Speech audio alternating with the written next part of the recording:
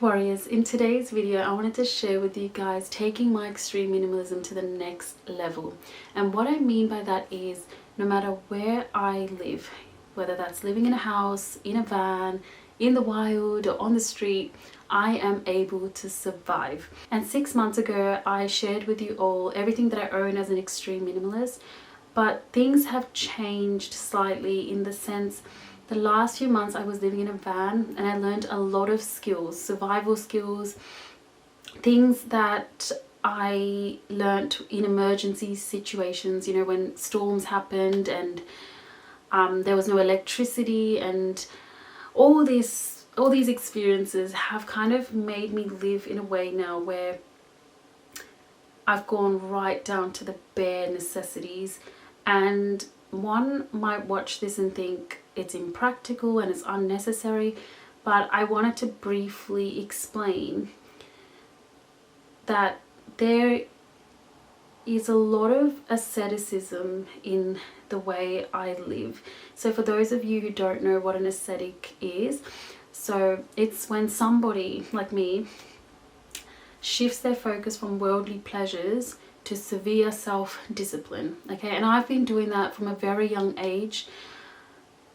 It's something that happened as a result of following my intuition. So whenever I listen to my gut, my core, it always led me to asceticism and minimalism. And I never really understood why I always purposely put myself in discomfort. But as I got older and older, I realized it's to have control over my own mind and master my own mind. And for me, I've placed a lot of importance in training my mind, because every time you choose discomfort over comfort, you are doing something incredible to your mind. I have the choice every day to go for pleasures, to go for the comfort, but I purposely go for the discomfort. So quick example, every single day I have the choice to have a very, very hot, warm shower, but I purposely have a freezing, uncomfortable, cold shower. But at the end, I feel like I've accomplished something and I've done something incredible to my mind, like something's growing in there.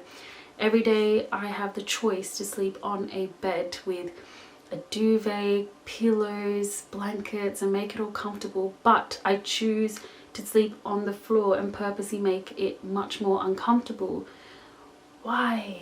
Because it really does grow my mind in ways you cannot grow it by going down the comfortable, pleasurable path. There are several more examples, and I'm just going to leave it for the rest of the video so that you can kind of visually see what I'm talking about. And the beautiful part about living this way is that it leads to a place of understanding the truth and our existence. And when we live in the kind of material world, you know, chasing and indulging and, you know, wanting more and more, and when we get more and more, it never leads to that fulfillment. It's always this temporary rush of emotions that just kind of dies down, and then you kind of need more to feel more, and it just never gets anywhere. But I realized once you live so simply with barely anything, that's when you feel that real fulfillment, that contentment that we all want to feel. So it's funny and interesting how we've been taught that, you know, you need this, you need that, go get that and you'll feel something. But actually the reality is that you don't need any of those things. And I think a lot of people struggle with that because they've been bombarded with this idea since they were young that is so not true. And I guess that's why I'm here, to share that part about the less you have, the more, I guess, you're closer to the truth and closer to feeling that fulfillment. Essentially what I'm trying to say is this way of living is about disciplining the mind, the body, the soul, our attention spans, and instead of being a slave to the external world and things out there or people even, and you're not really fazed by the external world, so you're not fazed by the temptations, the lust, the pleasures, because there's a lot of that in this world for everyone, and it's so easy to fall into those traps and start a whole cycle every time. Once you step back, you realize that those are just temporary things that are going to keep passing by, but once you have like the control of your mind, all that, you're not faced by it. And that's kind of what my lifestyle does to me. Like it teaches me to kind of always step back from those things and realize what is actually good for us. It teaches me to be self-sufficient. It teaches me not to be reliant on things or other people to make me feel a certain way. I create everything from within for myself, if that makes sense. And I really believe that human beings were constantly supposed to face challenges and discomfort. And I think that's what leads us to grow and thrive. And I think this modern world is only pushing towards comfort and pleasure and convenience, and those things are never gonna reach a place of us growing and thriving. It's gonna only go down a very dark path of depression and anxiety and horrible emotions and cycles. So I'm gonna go ahead and show you guys a few things in relation to my lifestyle that are quite unique. I've come up with all this, so I'm not inspired by anyone, nor have I done any research.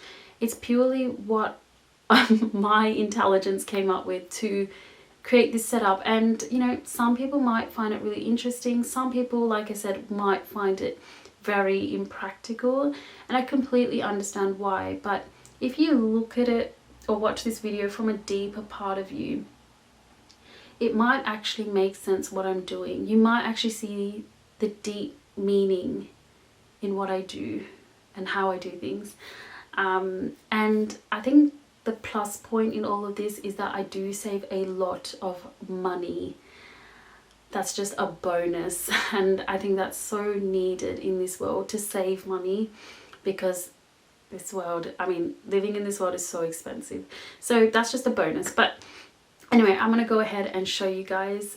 So you guys, I live in somebody else's house, so there is this bed that's here for me to sleep on, and it's so comfortable. I get why everyone sleeps on a bed, but like I said, I still choose to sleep on the floor. So I'm going to show you guys how I do it. So this, guys, is the sleep mat, and it is so compact. It just, I mean, look how small that is. It's amazing. So I literally just take the straps off and I just put it down like that, and then I pretty much just, this is my amazing winter sleeping bag. This is what the soldiers like in the military used. It's actually from the 1970s, this bag. So it is amazing for the winter. So obviously before I was sleeping on a tatami mat, like a Japanese mat thing, and it was not practical in the winter because it's freezing in the winter. So I kind of came up with this one. So you basically just take the sleeping bag out, and I pretty much just like get into it, and I look like a mummy because this is known as the mummy sleeping bag. But I love it, it's amazing. And I kind of just zip it all the way up and kind of like get all into it and just get in here, and it, you guys, it's amazing. It really is. Like it keeps me warm all night just from my own body heat, if that makes sense. So yeah, this is how I sleep, and I don't know, I just always feel proud of myself getting up in the morning that I kind of chose this over this bed. I'm weird. I know I'm really weird, but hopefully some people get what I'm saying. Guys, you're gonna have to ignore that I'm lying down like this. I was just trying to get all of this and me in the shot. But anyway, this is my kitchen. So I know this is gonna sound absolutely weird, but I didn't have access to a kitchen for 2 weeks, and I was like, how the hell am I gonna cook? And for 2 weeks I just used all of this to make my meals, and now I can't go back to a kitchen because I love how this is like so, I don't know, easy, and I can always have a kitchen with me no matter what situation I'm in. So I've got my hob. This is a camping hob. It's incredible. It is incredible. You can put just a small pan and pot on it, and you can cook pretty much most things. So that's my hob. This is, everyone knows, if you've been watching me for a while, you know that I have my coconut bowl to eat, and there's like literally the strawberries in there that I've been eating today. And this is the knife that I use to chop everything. That's from the strawberries, by the way. Anyway, I don't use a chopping board, so I learned how to chop without one from my grandma. So yeah, that's the one knife. The spoon, this is mainly to like fry stuff in on this pan, so I just use it to mix things around, but occasionally I'll use it for like soups or yeah, those kind of things. So this pan is the best in the sense I have been able to cook so much in it, and it fits nicely on this hob. Yeah, so that's that.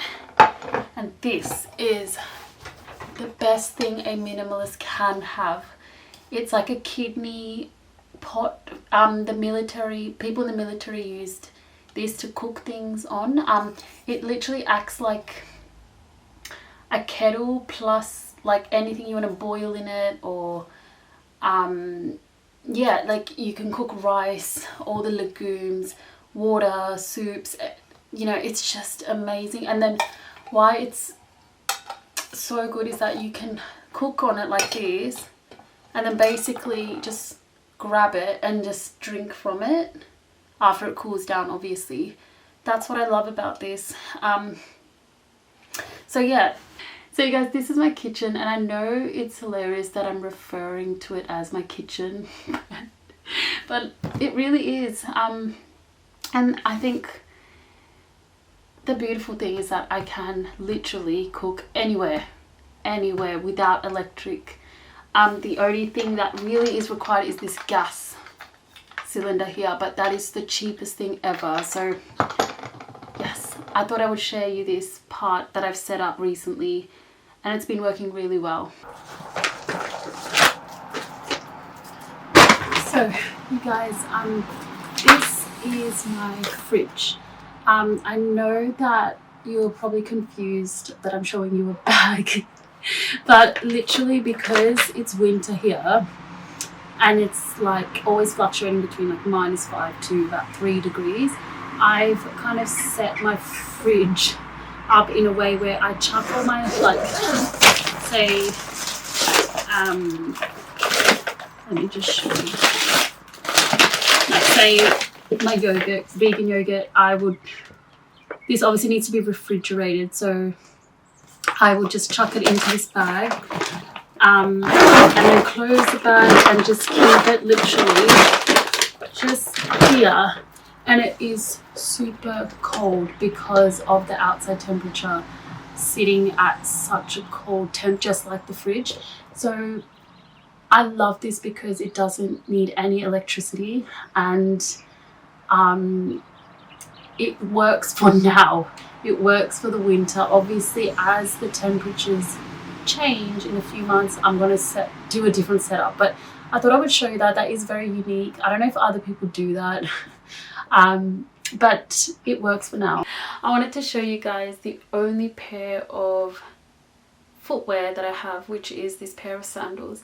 So I did let go of my runners a few months ago, and I only use this, and no matter what weather it is, whether it's snowing, whether it's raining, or whether it's super hot, this is the only thing that I use. And the reason is because I just love the fact that it's really easy. You just literally put your feet into it and that's it, you're ready to go. And I know a lot of people would not just live with just one pair of sandals, especially when it's snowing, but I think this is that kind of unique kind of thing, extreme minimalism obviously going on here. I've just never really been a big fan of having a load of footwear, like having one for one season, another for another season, or one for this, you know, certain occasions. I just like just one, and that's it, you know, and you know what you're dealing with every day, and yeah, and I'm just content with the sandals, and it is very comfortable for me. And yeah, I can't really say too much on it, but it works for me. A lot of the times if I'm not wearing these sandals, then I'd just be walking barefoot, and it probably, I'm not gonna lie, like when I go out in public, I have had a bit of like few looks from people because they get very confused why I'm not wearing proper shoes, but I just ignore it because I know why I'm doing it. I know why I'm wearing the sandals, and I'm fine with that. I'm fine with the weird looks.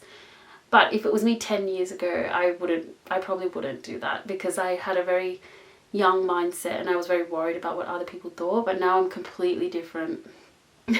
So guys, this isn't really unique or anything, but I do go to the library to borrow books that I want to read. This is my entertainment. So I only read non-fiction educational books. So this is like Richard Dawkins books for the Christmas period for me to finish. I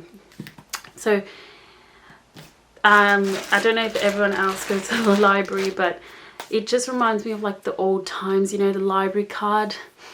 I love the library card. I love how you scan it and you borrow the books and then you head home like all excited with your new books to read.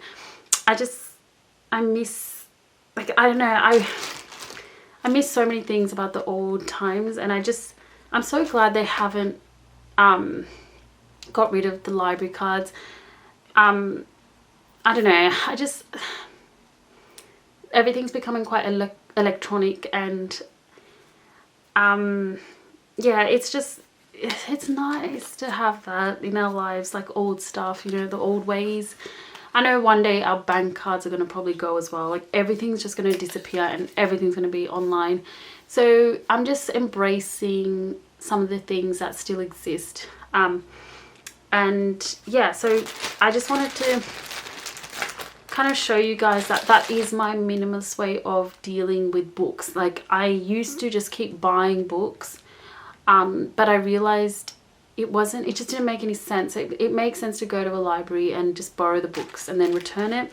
That way there's no like clutter with books in the house. And I don't know if you guys remember my Ziploc bag from my old video, but I still do use that, even though it's plastic. Like I say, this whole thing isn't perfect, but I really do love my purse wallet. And right now I've got like my cards, 4 cards, like bank card, Tesco card to save on groceries, and my driver's license, and my car key is in there at the moment, and a house key. But yeah, so that's still my minimalist setup in terms of like a wallet and a purse. I'm still working on something that is like plastic free, so if you guys think of anything, let me know. without recommending the classic person wallet. It's just, I don't gravitate, like it. I just don't like, I don't know, I'm just a woman who kind of doesn't gravitate towards like the classic woman stuff. I don't know, it's not like I'm a tomboy, but I do like a lot of things that men would go for. Yeah, I'm sure there's women out there like that who don't really go for the classic woman stuff. I hate the idea of having a handbag and a purse. It's just not me. So I just went for the Ziploc bag. But yeah, I thought I would just mention that because that's still something I do, like I've been doing for years. I don't think I'm going to change my Ziploc bag anytime soon unless somebody impresses me with an idea. But it is quite minimal, that whole thing. So this is more to do with the asceticism that I was talking about. I pray every day, but it might be confusing for you guys to understand because I'm not religious. So I'm a very spiritual person, but I don't identify with any religion. But for some reason, I still pray every morning and before I sleep. And I don't know who I'm praying to. So I don't visualize anyone or anything. But I talk away as if I'm talking to my best friend. And it's something I've been doing for years and years. And I'm not going to be stopping even if science, you know, tells me that there's no God, or, you know, it's just, it feels right to me. And it's okay that there's no proper reason as to why I pray, but it feels like someone or something is listening to me, and it's a little bit complicated, but I enjoy it, and I feel like it's part of a self-discipline kind of routine of mine, because I've told myself to always pray after I wake up and before I sleep, and I stick with it.